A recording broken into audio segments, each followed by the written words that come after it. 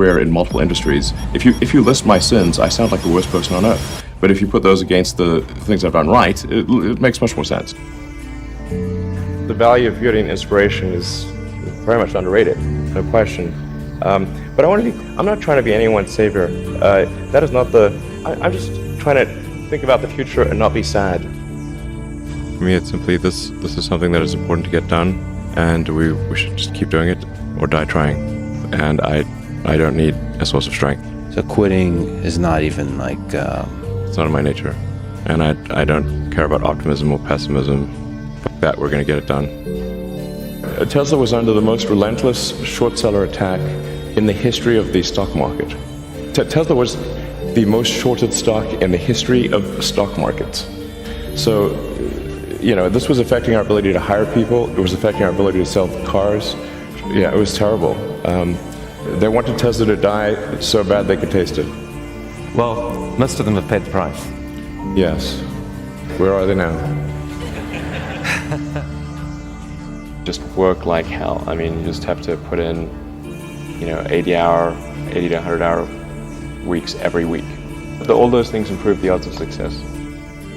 So when people tell me, well, what can you do to encourage entrepreneurs to start companies? I'm like, if you need encouragement, don't start a company. We basically messed up almost every aspect of the Model 3 production line, from cells to packs to motors, body line, the paint shop, final assembly, everything. Everything was messed up. I lived in the Fremont and Nevada factories for 3 years, fixing that production line, running around like a maniac through every part of that factory, living with the team. Yeah. I slept on the floor so that the team who was going through a hard time could see me on the floor. That they knew that I was not in some ivory tower. Whatever pain they experienced, I had it more. I mean, there wasn't any other way to make it work. There were 3 years of hell. 2017, 18, and 19 were 3 years, the longest period of excruciating pain in my life. There wasn't any other way, and we barely made it, and we were on the ragged edge of bankruptcy the entire time. Do you feel that this challenge of figuring out the new way of manufacturing, you actually have an edge now, that it's different, that you've figured out how to do this? At this point, I think I know more about manufacturing than anyone currently alive on Earth. I can tell you how every damn part in that car is made. But I'm not afraid of dying. I think it will come as a relief. So, although you may not be able to see the vision of SpaceX come true in your life. Well, I'd like to live long enough to see that. Being at a net worth of 230 billion, roughly, being perceived as the richest person. Do you know John Law? I don't know. John Law used to be the richest person on earth 300 years ago. Okay. He was a poker player, a gambler. He was the biggest art collector on earth, so a lot of superlatives. Wow. In the end, he went bankrupt. What? That's a pretty far to fall. Did you ever thought about that option, that something could go wrong and that you could one day lose everything? I mean, there's been many times where I expected to lose everything. Not, I mean, who starts a car company and a rocket company expecting them to succeed? Certainly not me. I thought they both had less than a 10% chance of success. If I go bankrupt, fine, whatever. I don't care. So many people so many young people actually, from across the globe. If you have an advice to them, young people globally who want to be like Elon Musk, what's your advice to them? I think that probably they shouldn't want to be. You? I think it sounds better than it is. Okay. Yeah, it's not as much fun being me as you'd think. It could be worse for sure. Yeah, I mean, it's really hard starting a company. I mean, you have to basically be prepared to work constantly, from when you wake up to when you go to sleep. You have to be willing to deal with a lot of difficult problems and thorny problems. You have to be willing to deal with an enormous amount of stress.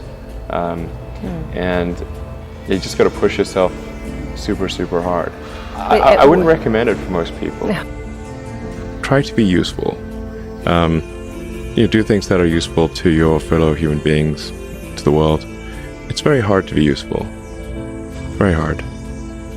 Are you contributing more than you consume? Try to have a positive net contribution to society. I think that's the thing to aim for. Not to try to be sort of a leader for the sake of being a leader or whatever. A lot of times, the people you want as leaders are the people who don't want to be leaders. So, if you can live a useful life, that is a good life. A life worth having lived. I would encourage people to use the mental tools of physics and apply them broadly in life. SpaceX, Tesla, Neuralink, and Boring Company are philanthropy. If you say philanthropy is love of humanity, they are philanthropy. Tesla is accelerating sustainable energy. This is a love of philanthropy. Right. SpaceX is trying to ensure the long-term survival of humanity with multi-planet species. This is love of humanity.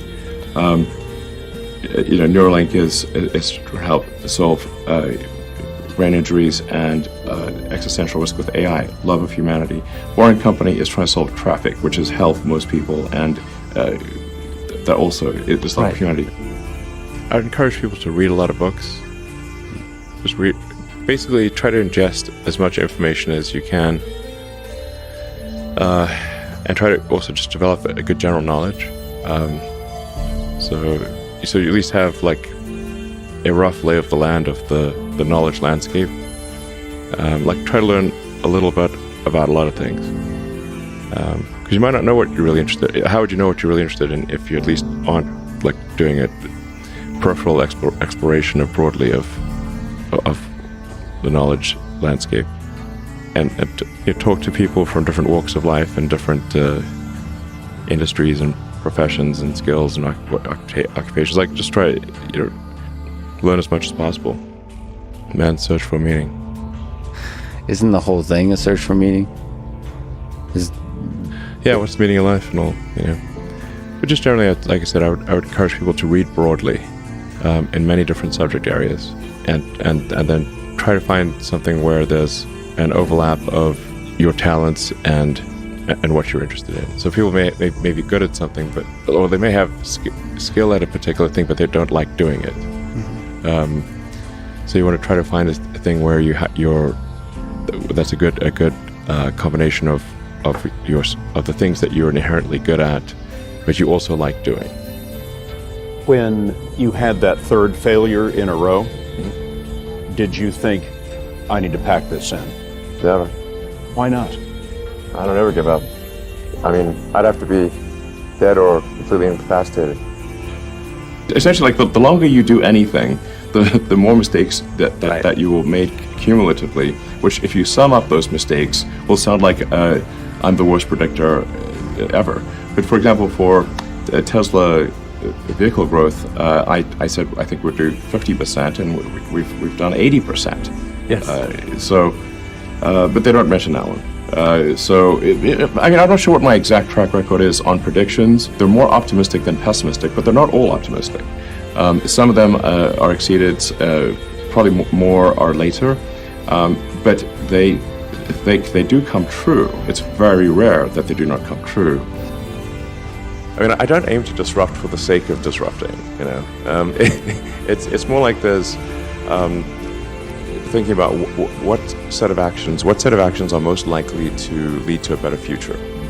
And so, in order one of the things, obviously, in order for humanity to have a compelling future for civilization, is that we must have a clear path to a sustainable energy future.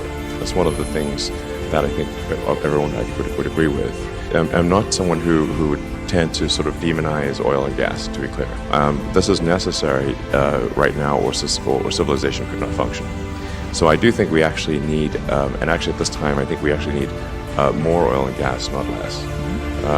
But simultaneously moving as fast as we can to a sustainable energy economy.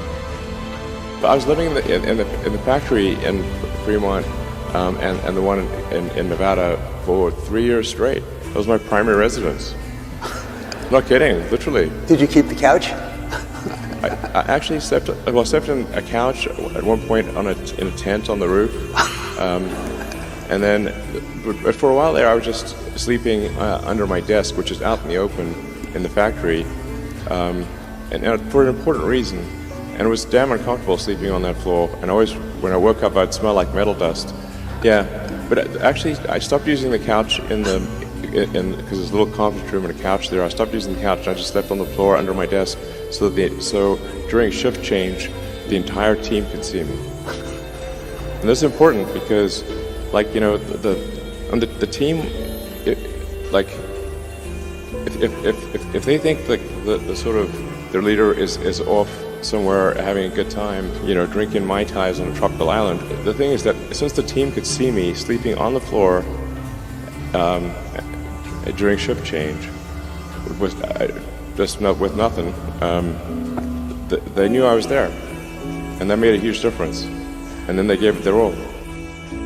What kind of characteristics does an entrepreneur need or have to be someone like you? Well, I think certainly you need to be very driven and have a high pain threshold. Elon, you are reported by Forbes and everyone else as now, you know, the world's richest person. That's not a sovereign. You know, I think it's fair to say that if somebody is like the king or de facto king of a country, they're wealthier than I am. So, but it's just harder to measure. But what people do, so $300 billion, I mean, your net worth on any given day is rising or falling by several $1 billion. How insane, how insane is that? Yeah. I mean, how do you handle that psychologically? There aren't many people in the world who have to even think about that. I actually don't think about that too much, but the thing that is actually more difficult and that does make sleeping difficult is that you know, every good hour or even minute of thinking about Tesla and SpaceX has such a big effect on the company that I really try to work as much as possible, you know, to the edge of sanity, basically, because Tesla's getting to the point where probably will get to the point later this year where every high quality minute of thinking is $1 million to impact on Tesla. One of the biggest mistakes people generally make, and I'm guilty of it too, is wishful thinking. You know, like you want something to be true, even if it isn't true, and so you ignore the things that you ignore the real truth because of what you want to be true. This is a very difficult trap to avoid, and like I said, it's certainly one that I find myself in having problems with. But if you just take that approach of you're always to some degree wrong, and your goal is to be less wrong. So a challenge for entrepreneurs is to say, well, what's the difference between really believing in your ideals and sticking to them versus pursuing some unrealistic dream that doesn't actually have merit? And that is a really difficult thing to tell. Can you tell the difference between those two things? Right. You know? So you need to be sort of very rigorous in your self-analysis. You guys are the magicians of the 21st century. You know, don't let anything hold you back. Imagination is the limit, and go out there and create some magic. What Elon has to say about how he takes risks. Anyway, I literally just try to use a scientific method, frankly, and you know, consider the you know, what is the importance of the outcome, and what is one risking in order to achieve that outcome. And but like I said, if the outcome is important enough, even if the probability of success is low, one must, I think, still do it. In my view, you know, some things are very important in order to have a good future, and if we don't do them, well, then we're in big trouble. And so, and then how much of a risk really is it? Because if we don't take those actions, we won't have a good future. And I think the riskiest thing would be no action. Put a lot of stock and certainly have a lot of respect for someone who puts in an honest day's work to do useful things. And just generally to have like not a zero-sum mindset, or like have more of a grow the pie mindset. Like if you sort of say like when I see people like perhaps including some very smart people kind of taking an attitude of like doing things that seem like morally questionable, it's often because they have at a base sort of axiomatic level a zero-sum mindset, and they, without realizing it, they don't realize they have a zero-sum mindset, or at least they don't realize it consciously. And so if you have a zero-sum mindset, then the only way to get ahead is by taking things from others. If it's like if the pie is fixed, then the only way to have more pie is to take someone else's pie. But this is false. Like obviously the pie has grown dramatically over time, the economic pie. So in reality, you can have to overuse this analogy. You can have there's a lot of pie. Yeah, pie is not fixed. Yes. So you really want to make sure you're not operating without realizing it from a zero-sum mindset, where the only way to get ahead is to take things from others. Then that's going to result in you trying to take things from others, which is not good. It's much better to work on adding to the economic pie. So when I interview somebody, my interview question is always the same. I said, tell me the story of your life and the decisions that you made along the way and why you made them. And also tell me about some of the most difficult problems you worked on and how you solved them. And that question I think is very important, because the people that really solve the problem, they know exactly how they solved it. They know the little details. And the people that pretended to solve the problem, they can maybe go one level and then they get stuck. Are you happy at the moment? I think there's degrees of love, but certainly for one to be fully happy, I think you have to be happy in work and happy in love. Well, I suppose I'm medium happy. There are degrees of happiness. Can love for projects, for work, compensate love among people? I think love of work, in my experience, could at best make one halfway happy. What was your biggest challenge in life? One of the biggest challenges, I think, is making sure you have a corrective feedback loop, and then maintaining that corrective feedback loop over time, even when people want to tell you exactly what you want to hear. That's very difficult.